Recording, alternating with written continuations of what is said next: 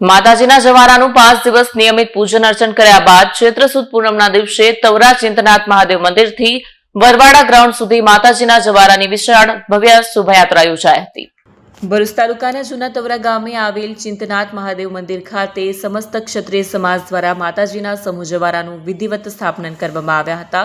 ચૈત્ર સુદ 11થી ચૈત્ર સુદ પૂનમ સુધી 5 દિવસ યોજાયેલ ધાર્મિક કાર્યક્રમમાં ગામના મોટી સંખ્યામાં ભક્તોએ ભક્તિભાવ સાથે હાજરી આપી મંડીના પટાંગણમાં યોજાયેલા સમૂહ જવારાના કાર્યક્રમમાં કુલ 28 જોડાએ ભાગ લીધો। તમામ જોડાએ પરંપરાગત રીતિ રિવાજ અનુસાર માતાજીના જવારાની સ્થાપના કરી હતી।